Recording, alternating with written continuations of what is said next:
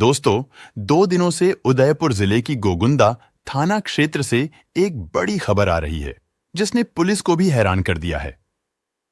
अब हम आपको इस दूसरी खबर के बारे में तफसील से बताएं।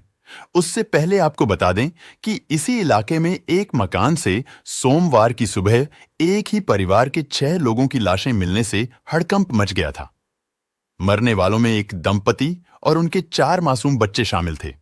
पुलिस इस मामले की छानबीन कर ही रही थी कि मंगलवार को दूसरा बड़ा मामला सामने आ गया। सबसे पहले आपके प्यार के लिए शुक्रिया कि आप मेरे वीडियो को पसंद करते हैं। अगर आप चैनल पर नए हैं या अभी तक आपने इस चैनल को सब्सक्राइब नहीं किया है, तो सब्सक्राइब कर लीजिए और बेल आइकन दबा दीजिए ताकि मेरे हर वीडियो का नोटिफिकेशन आपको मिलता रहे। तो चलिए आज की कहानी शुरू करते हैं। एक बड़ी खबर आ रही है जो उदयपुर के गोगुंदा थाना इलाके में है। यह कहानी मझावन गांव से शुरू होती है और वहां से गुजरती है। गांव के पास केलाबाड़ी नामक जंगल है और वहां सड़क भी है। लोग उस सड़क का उपयोग करके गांव में आते जाते हैं। शुक्रवार की सुबह गांव के लोग रोज की तरह अपने अपने काम पर जाने के लिए घरों से निकले। तभी मझावन से करीब 100 मीटर दूर उमेश्वर जी रोड के करीब जंगल में लोगों ने ऐसा मंजर देखा कि वे सहम गए। जंगल में सड़क से कुछ दूर 2 लाशें पड़ी हुई थीं। मरने वालों में एक पुरुष था और दूसरी महिला थी। दोनों के जिस्म लहूलुहान थे। ये सब देखकर किसी ने फौरन पुलिस को इत्तला दी। तब तक यह खबर इलाके में आग की तरह फैल चुकी थी। मौका ए वारदात पर लोगों की भीड़ बढ़ती जा रही थी। 2 लाशों के बारे में सूचना मिलने के बाद सबसे पहले गोगुंदा थाने के कांस्टेबल विजेश कुमार और कांस्टेबल भवानी सिंह मौके पर पहुंचे। पुलिस वालों ने पास जाकर देखा तो लाश एक युवक और युवती की थी। मृत लड़की ने कुर्ती और लुंगी पहने हुई थी, जबकि मृतक युवक जीन्स टी शर्ट पहने हुए था। दोनों पुलिस वालों ने अपने थानाध्यक्ष और आला अधिकारियों को इस खौफनाक वारदात के बारे में फोन पर सूचना दिया। मौके की नजाकत को समझते हुए पुलिस के आला अफसर भी मौके पर पहुंच गए। लग रहा था कि किसी ने बड़ी बेरहमी से उनका कत्ल किया है। दोनों लाशों की हालत और मौका ए वारदात के हालात देखकर पुलिस समझ चुकी थी कि इन दोनों का कत्ल किया गया है। लेकिन सबसे पहले पुलिस को उन दोनों की पहचान करनी थी। पुलिस जानना चाहती थी कि आखिर मरने वाले दोनों लोग कौन थे। इस काम में पुलिस को ज्यादा मशक्कत नहीं करनी पड़ी। कुछ भागदौड़ और पूछताछ के बाद पुलिस को पता चल चुका था कि मरने वाले कौन थे। दरअसल मरने वाले युवक का ताल्लुक आदिवासी समुदाय से था। उसकी शिनाख्त 29 वर्षीय राहुल मीणा के रूप में हुई, जो कि पेशे से एक टीचर था। वहीं युवती की पहचान 27 साल की सोनू कुंवर के तौर पर हुई, जिसका संबंध राजपूत समाज से था। दोनों के घर मौका ए वारदात से 10 किलोमीटर के दायरे में आने वाले गांव में ही मौजूद थे। अब पुलिस कत्ल की वजह और कातिल को तलाश कर रही थी। पुलिस ने दोनों लाशों को पंचनामे के बाद मोर्चरी के लिए रवाना कर दिया और आसपास के इलाके में कातिल का सुराग और सबूत जुटाने के लिए छानबीन की। लेकिन काफी देर सर्च करने के बाद भी पुलिस को कुछ नहीं मिला। लेकिन पुलिस ने इस मामले को एक चुनौती के तौर पर लिया और आसपास के इलाके में रहने वाले मृतकों के परिचित और जान पहचान वाले और दोनों के गांव वालों से भी पूछताछ किया। पूछताछ में पुलिस को हैरान करने वाली बात पता चली। मरने वाले राहुल और सोनू दोनों ही शादीशुदा थे। उन दोनों के जीवन साथी भी कोई और ही थे, मगर इन दोनों के बीच एक्स्ट्रा मैरिटल अफेयर चल रहा था।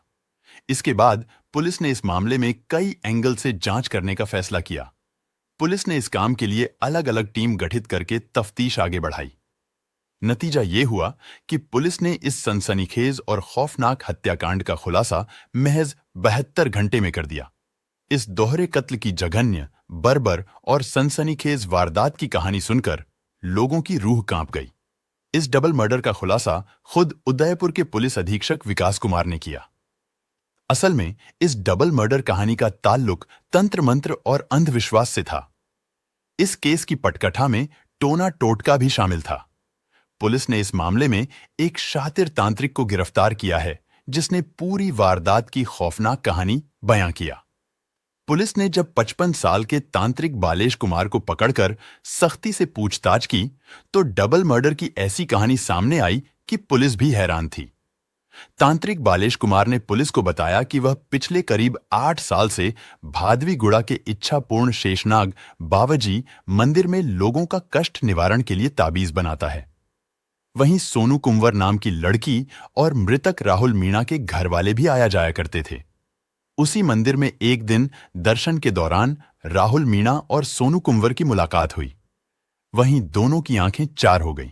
अक्सर दोनों मंदिर में आते और मिलते। जल्द ही उनकी दोस्ती हो गई थी, लेकिन परेशानी ये थी कि दोनों ही पहले से शादीशुदा थे। सोनू से अफेयर हो जाने के बाद राहुल अपनी पत्नी से दूर रहने लगा था।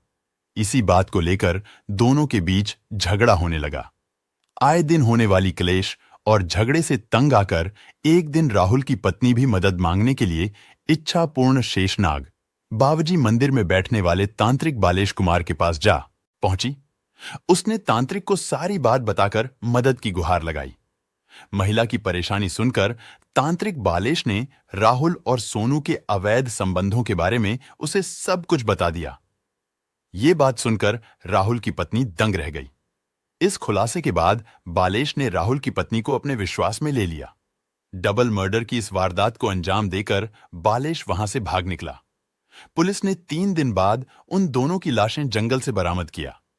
उदयपुर के पुलिस अधीक्षक विकास कुमार ने बताया कि दोनों की लाशें बरामद होने के बाद पुलिस की टीमों ने करीब 40 जगहों पर लगे सीसीटीवी कैमरों की फुटेज को खंगाला और साथ ही करीब 100 लोगों से पूछताछ की गई। लंबी और तेज तहकीकात के चलते ही कुछ ऐसे सुराग और सबूत मिले जिनके आधार पर पुलिस तांत्रिक बालेश कुमार पुत्र गणेश लाल जोशी तक पहुंची। जब उससे पूछताछ की गई तो डबल मर्डर का यह मामला खुल गया। राजस्थान के उदयपुर में फेविक्विक डालकर दोहरे हत्याकांड को अंजाम देने वाला तांत्रिक बालेश कुमार को पुलिस ने गिरफ्तार कर लिया है।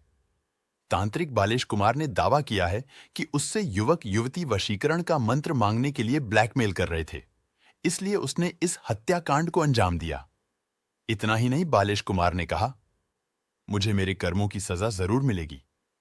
बालेश कुमार को अगले दिन पुलिस हॉस्पिटल लेकर आई। यहां मौजूद स्थानीय लोगों ने जब उससे सवाल किया कि उसने ऐसा क्यों किया, तो बालेश ने कहा कि उससे बहुत गलत हुआ, उसे इसकी सजा जरूर मिलनी चाहिए। तांत्रिक बालेश जोशी स्थानीय लोगों से कहता नजर आया कि आप सब मुझे बहुत अच्छे से जानते हैं। मैं लोगों की पीड़ा दूर करता था, लेकिन भगवान ने मेरे साथ ऐसा क्यों करवा दिया, यह मुझे भी नहीं पता है। इसकी सजा मुझे जरूर मिलेगी।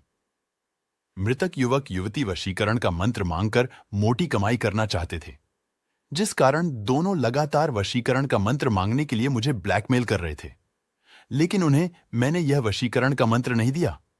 कहानी को लास्ट तक सुनने के लिए आपका धन्यवाद।